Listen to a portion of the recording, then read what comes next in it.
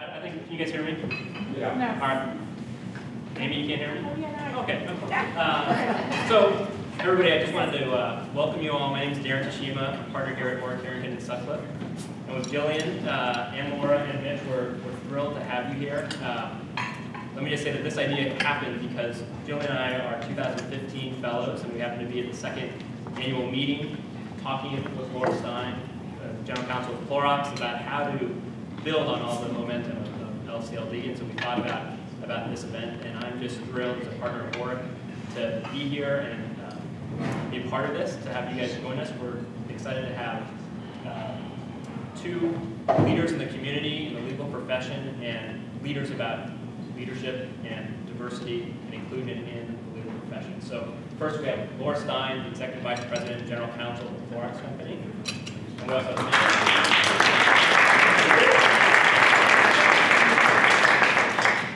Mitch Zuckley, who's the Chairman and CEO of ORRICK.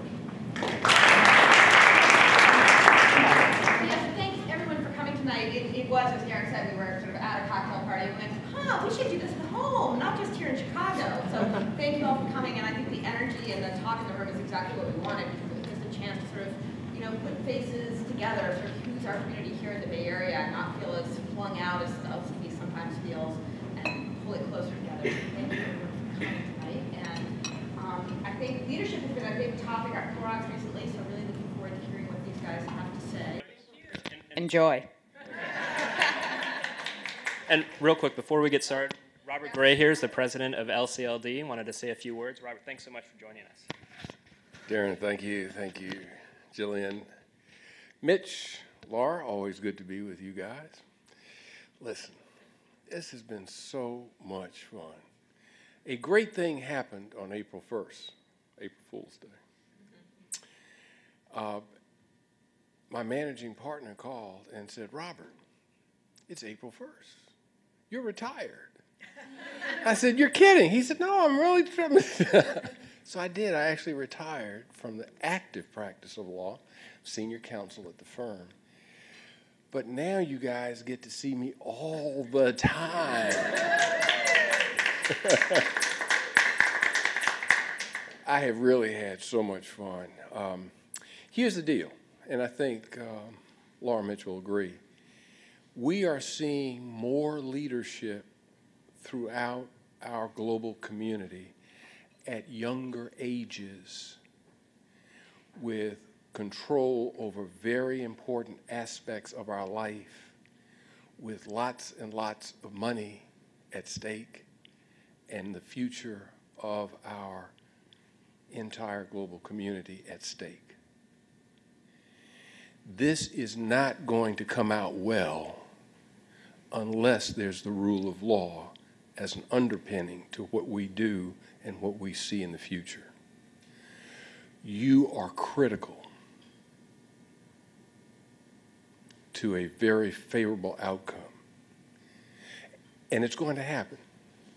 We're going to be so interconnected. We're going to have such great hope for what happens in the future, and it rests on your shoulders.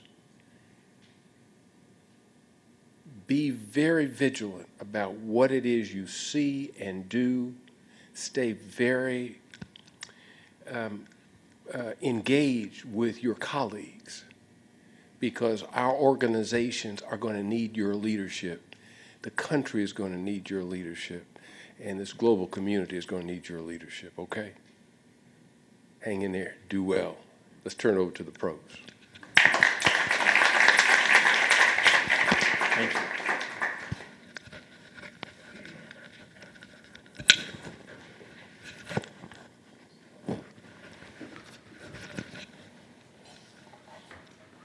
These are very cool.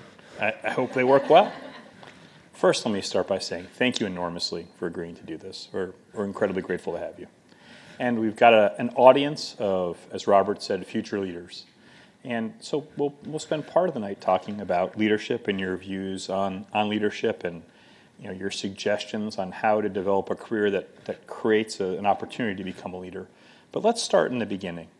How is it, Laura, you came from a long line of lawyers. How did you decide to become a lawyer in the first place?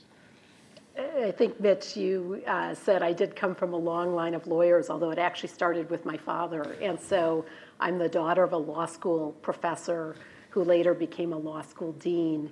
And so we kind of grew up knowing lawyers. And then, as Robert knows, my dad later headed up the ABA. In fact, when Robert was president of the ABA, my dad was the executive director, and so more lawyers around. But so in addition to seeing the many, many things that lawyers could do, through all of the kind of family friends and lawyers I knew growing up, I also really got a chance to see kind of how we are so fundamental to the rule of law, to free society, to democracy, and really amazing things you can do with pro bono and other things in the law to make a difference. And then for me, I always loved international, and being a lawyer who could be involved in international globalization was just another kind of like icing on the cake. Was there ever a moment in your professional career where you thought about leaving the law? I would say my first week in law school, when I had the identity crisis, when all my friends were having their identity crisis their senior year in college, and I was saying, oh, I know what I'm going to do. I'm going to be a lawyer. I've known that forever. And then when I was in the legal methods, learning civil pro, I was kind of questioning what the heck am I doing here? And did everything I thought I knew about myself was not what I wanted to do. But the good news is that moment of uncertainty passed, and I actually really, really have liked being a lawyer. It's so important to be in a culture when you're developing as a professional that feels right, and you just feel like you can be yourself. And I started out at Morrison & Foerster, which is just a really fantastic firm. And then in-house, I've loved the places I've worked in-house, so it's all been great. What do you enjoy most about it? I think I really enjoy problem solving. I enjoy strategy. I really like to win. In the right way, in a very values-based, doing the right thing kind of way. I love being part of a team and working with really smart people, and lawyers are very smart. That is true. Often, that's true. Yeah. And as you were starting out at MoFo, working your way through that system before you were seconded, how did you find a mentor? Oftentimes you read that Keith Wetmore has been an important part of your career and other people. How did you establish those relationships in the beginning? Some of the people in the audience today are at those earliest stages of their career. What advice would you have for them about how to find someone who can really help sponsor you? I think really find people that you admire and that you can learn from, and that you have some kind of chemistry with, that it's just a good interpersonal dynamic, that you have either you find commonalities or just really get along. And then kind of growing up, when I was a young lawyer, we weren't thinking about who's going to be our mentor, right, let alone, would have no idea what a sponsor was. And so it was more organic. And again, I was lucky that the culture of when I started out as a lawyer and then later in-house had people who really loved to coach and loved to really, take kind of youngins under their wings and help them get better. And so, it wasn't something where I probably should have, but I didn't consciously go to someone and say, will you be my mentor? I just found people that I thought were great, amazing leaders I could learn a lot from and tried to work with. And out of curiosity, when you look at it today and you're approached by people earlier in their career who ask you for advice, how do people do that most effectively? If you're someone who's looking to create a relationship with someone of your seniority and your presence, how do people distinguish themselves, in your view, and actually get your attention and effectively allow you to be their mentor today? I think reaching out, like just talking, right? Like, so first coming to things and meeting people where you have common interests. So, and then, finding something in common that makes sense, whether it's like pro bono service or, there's so many ways in which you can find ways to connect with folks. and just someone who really cares about things that I care about. So I think I meet people. Sometimes sorry for you guys, but in the bathroom we'll have conversations. So some of my long-term friends have come because the line was long and we started talking. And so I think first just go up and talk to somebody, because you'll remember people who take a risk and want to put themselves out there and just connect with somebody. So note to self, bathroom line. Okay. But I'm sorry, is it true for the women in the? Okay, I'm seeing some head nods, right? If the lines weren't so long, maybe these network connections wouldn't happen. How about, how did you make the decision to leave a law firm and go in-house? This one was one that was luck and good timing. So, when I was at Morrison, I wanted to do as much kind of M&A and general corporate and SEC work, but I'd always had this interest in international, and so I'd really asked the firm, and I kept asking the partners to give me international work. And I'd been the first associate they seconded to the Hong Kong office when the Hong Kong office was tiny and they had a lot of work going on.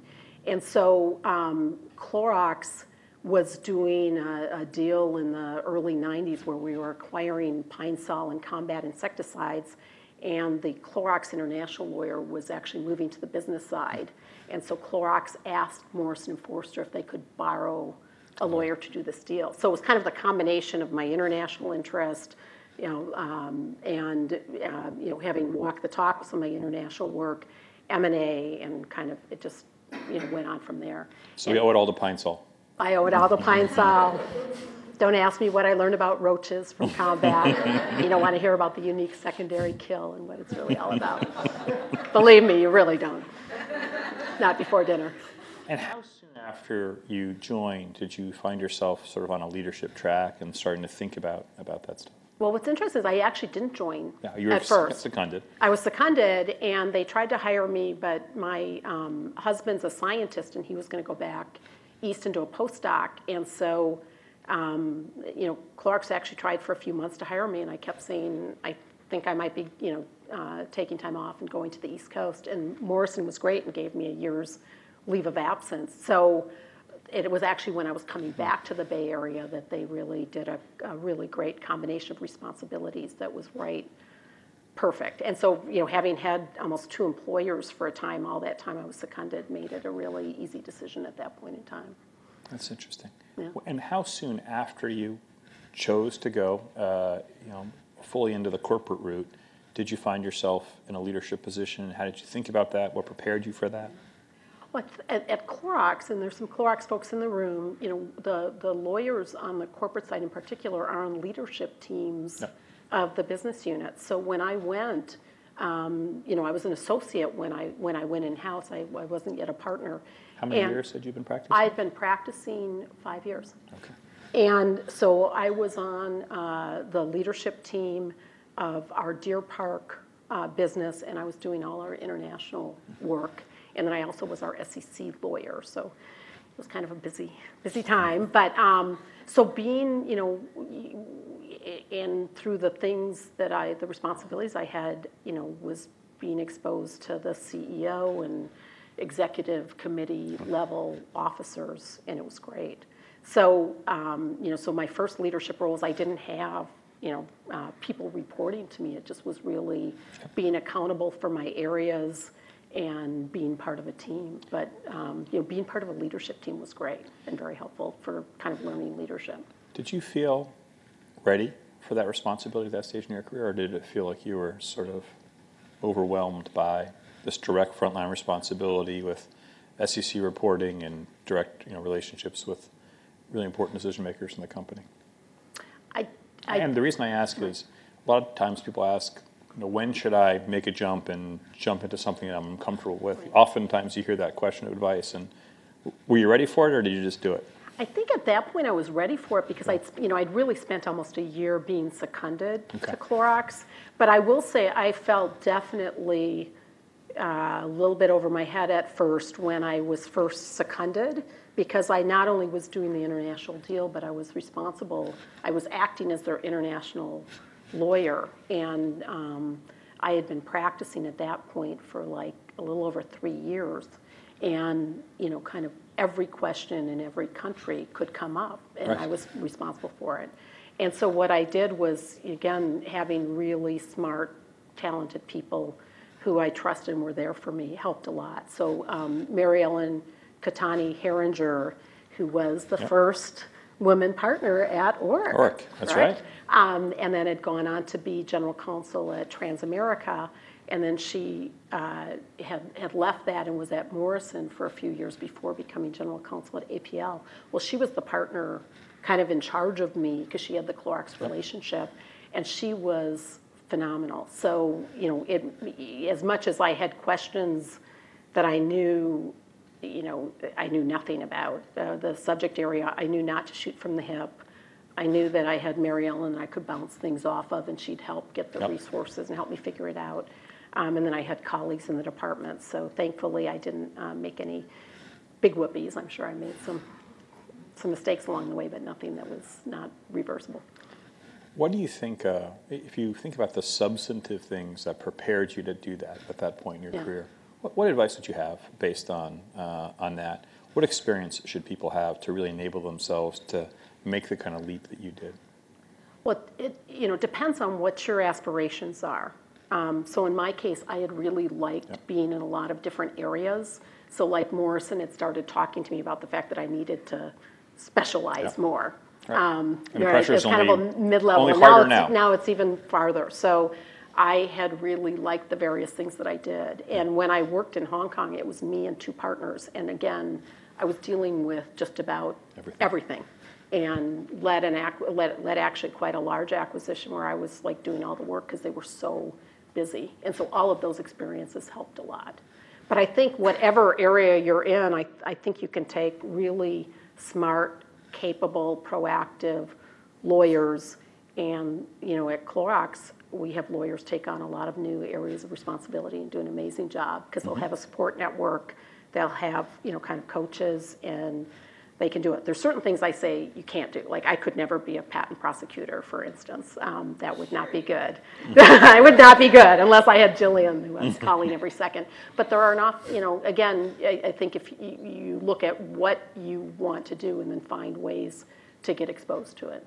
And clearly, I think Robert said at the outset, getting leadership skills and capabilities will serve you well, whatever area of practice and whatever you aspire to do. So let's talk about that. How would you describe your leadership style, Laura?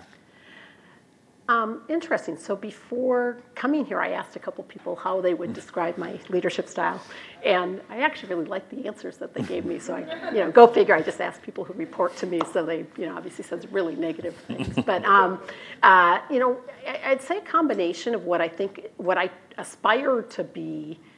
When I think about great leaders, is one, someone who's really strategic. So you have an enterprise mindset, and you look at things not just from your silo or this particular matter, litigation, transaction, you name it, but really thinking through kind of from an enterprise standpoint, how can we add the most value and where can we have the most impact? And sometimes it extends beyond the enterprise because there's other stakeholders as well. So I think just really trying to be strategic is important for leaders, whatever your role, whatever you're doing.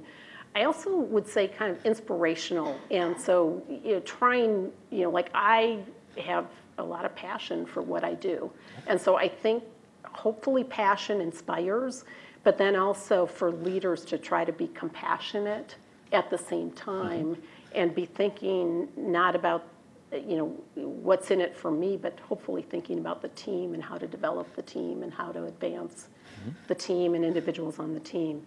And so, it's easier to rally people.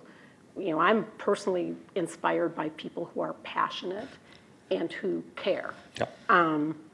They might not always have it right, but if they're passionate and they care, at least for me personally, it means a lot. And then, I just always try hard to be, we say at Clorox, 5 steps ahead, really proactive, because the world is fast-moving, global, complex, and so just trying to think through unintended consequences, because sometimes the best action may be not taking action, but you want to be thoughtful about whatever steps you take. So I think leaders who are kind of have that strategic enterprise-wide mindset have that ability to inspire by their own passion and how they treat people. And then again, trying to be looking around the corner and really forward-looking and thinking through the unintended consequences. Like that's how I try to lead. And if you think about yourself as a leader today versus when you were starting out, is there any advice you would give to yourself today? Looking back at yourself as someone who is less experienced than you are now, less good at those three areas? Any common mistakes that you recognize that other people make maybe? I think just kind of keep your eyes on what's true north and where you can really drive value and not let stuff that shouldn't matter bug you. Because, I look back at my younger self and some of the stuff that used to kind of eat you up, you'd be worried about. Often sometimes, whether it was an interpersonal relationship or something that wasn't going great. Now you look at and you're kind of like, it's fine. So really trying to get kind of the larger picture and focus on what matters and where you can add the most value and differentiate yourself and not sweat the small stuff. Because you do find, you find people sometimes that get so bent out of shape on certain stuff that really doesn't matter and doesn't add value, and it's not helpful. Would you say it's fair to sort of think about a career as a marathon rather than a sprint? Is that sort of the way that you look at it and the advice you give to people? Yeah. I think, again, our careers should be long. And so it's really taking, as each step of the way, hopefully enjoying it and not sweating it, because life is really, even though our careers are long, life is really short. And so, things don't always go your way every second, every step of the way, but kind of having professional maturity and realizing if you're good and you work hard and you're a good person and you're inclusive, it should come. How do you identify those people on your team that have the most leadership potential? What stands out to you? What makes you think that person is someone I should invest time and energy in? Yeah. Well, at Clorox, we're really lucky because we've got just amazing lawyers. We do. I mean, we're really, really privileged to have outstanding lawyers. And so, everyone does stand out. I think, as you look at folks who just instill trust in everything that, whatever it is, they're going to be thoughtful about it, they're going to drive it, and even if it doesn't end up the way everybody hopes, they're going to be, good communicators, and communication's critical for trust. And the people, again, who can really drive that strategic value, not just kind of whack-a-mole and dealing with whatever comes across the transom, but are thoughtful about, if this is the area that I own, what am I doing to add amazing value and make it better? How am I innovating? How am I really, for whatever I take on next, when I leave this, I will have a legacy that it's better because I owned it. Laura, you mentioned that you're lucky to work with so many great people at Clorox. That doesn't happen by accident. Yeah. What is it about Clorox's culture that enables it to attract such talented people? What about the organization enables you to have lawyers who want to work at Clorox? Yeah. Well, we should probably ask some of the folks in the room who are from Clorox. But, it's a great company. So it really helps when you're in-house with a great high-performing company with really top management. Like, I'd put Clorox people, not just Clorox lawyers, but Clorox people up against anybody. And we've been doing quite well if you follow our company. Thank you for all of you who buy our brands, including Burt's Bees, which makes us cool. But, I think hopefully what attracts also is, we've got great legal work because we're global. We're in, over 100 countries. We do a lot of all the digital and privacy and cyber and, cool stuff, as well as great IP work, kind of consumer packaged goods work is just really fun, and people know and understand your product. But then in our culture, we really hopefully want our lawyers to feel like they can drive their careers, that they can reach their aspirations, that they can get the skills and capabilities that can take them wherever they want to go, whether it's at Clorox or someplace else. Hopefully it's at Clorox. And then we've got a really diverse and inclusive team, and people like that. I mean, for us it makes sense because we're a consumer packaged goods companies. Women are our consumers, so it just makes good business sense. And our largest growing, parts of our business often are because we need to serve more and more diverse consumers. So that makes sense. But it across the board at Clorox, when you look at our senior leadership team, it's diverse on many levels, and it kind of permeates through the company. So our law department hopefully is reflective of our overall company. And then also, and that hopefully encourages people to bring their authentic selves to work and feel, not feel isolated, really feel part of a team. And then also, we try to do as much pro bono and giving back as we can. And so a lot of lawyers like the opportunity to do what it is they went to law school in the first place for. And I know many firms and other in-house departments make that easy, but we try to make a difference that way too. So Clorox is a type of company that anyone would want to work for. Any law firm would be thrilled and honored to do their work. You have the ability in making purchasing decisions to, really impact the types of firms you want to work with and what type of behavior that you want to see from law firms. Tell us a little bit about how important diversity and inclusion are in your hiring decisions and how that, that plays into the mix for you. Yeah, it's important. So, we're either looking at law firms to represent us in kind of an area on an ongoing basis or for specific litigation or transactional matters. And so we really do want to have our lawyers working with us from outside firms to represent our values. And so we ask questions about, who's specifically on the team and looking at it both from a diversity standpoint as well as what pro bono work the law firm lawyers actually do. The individual lawyers who are going to do our work, what they do. So the individual team. The individual team, not just the firm, involved? right? Yeah. It's great what firms do, but we want to know what individual lawyers on our team also do. And then, we clearly, would like, it depends on what the matter is and what's at stake. So we'll look for the best team, but you can find amazing, diverse teams. And sometimes we've had diverse talent where the firm might make a pitch. They might not get it for this particular work, but we actually like to keep folks in mind to go to when other opportunities come up. That's great. Let's take a second and get away from leadership and all that for just a second. Where do you think the profession as a whole is going? What do you think some of the challenges are for the profession today?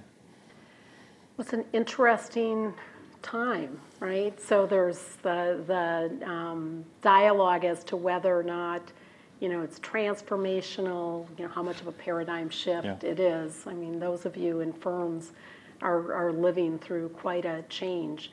So, from law is a profession and it's also a business. And it's competitive and it needs to be both efficient and effective and add value. So things like globalization and clearly technology, as well as capabilities, and many firms having the strategy of going after kind of the higher value work gives clients opportunity to pick and choose. So I think there's always going to be a need for great lawyers. It's always going to be an incredibly important profession. In our business, as we get into more and more regulated businesses, we see more and more legal need all the time.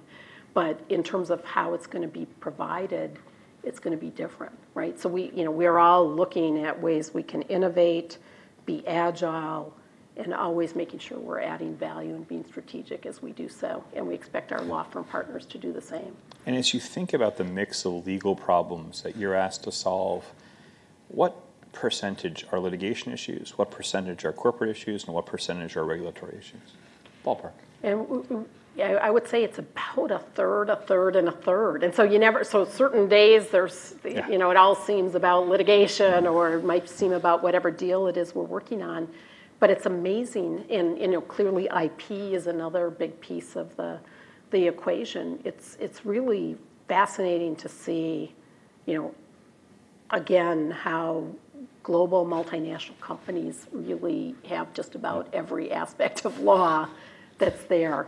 But I will say one thing that's really happened is if I look at what our kind of biggest legal challenges are today, they aren't the same as what they were 5 years or even 2 years ago, because the world is really moving fast. And has that mix changed over time, or just the issues themselves? I would say increase on regulatory compliance, and partly it's because we've moved into more regulated businesses. So again, we have Burt's Bees Natural Personal Care, we have you know, Clorox Professional Healthcare Products business. You know, so there's certain areas that have taken us into greater regulation. But even putting that aside, you know, in some of our less regulated businesses, there seem to be more regulatory implications than ever before. And do you think that it's fair to say that with increased globalization, there's also an increased regulatory risk? Yes. Yeah. I mean, it's interesting, you know, that we'll have regulatory inquiries or you know, regulatory matters in, you know, many countries around the world. One last sort of question about the nature of the business. What's the hardest part of managing a global legal team? I think our focus is on being one team, right? And so really letting our lawyers who are not here in the Bay Area know that we're all in it together. We're all driving to add value, and the same client is all of our client, which is the Clorox company. Right. And so we do a lot to encourage ways in which our lawyers outside the Bay Area really feel at home and part of our team, and then lawyers here get experience about what it's like to be a lawyer not based at headquarters as well. Got it. I think we're coming to the end of our time, so let me ask you one last question, which is, what question do you wish that I'd asked you but failed to do? Let's see, from people in the audience. We had a little discussion coming up about rugby. Yeah, we did. Yeah, so I guess maybe a question about, like, what did I learn from my rugby team that I would apply to? I don't know the answer to that, but. Well, let me ask it then. Okay. I would love to know a little bit about the role rugby played in preparing you for your leadership roles today. What taught you to be tough, right? So one of the things that we all know is resilience makes a big difference, because as you know, I said earlier, things don't always go your way, but your career is long, and I think people who just kind of stay at it, even when they're outclassed by the other team, you know, but they don't give up, and tomorrow's another day, that makes a big difference. And I did learn that on the rugby field. There we go. Please join me in thanking Laura Stein.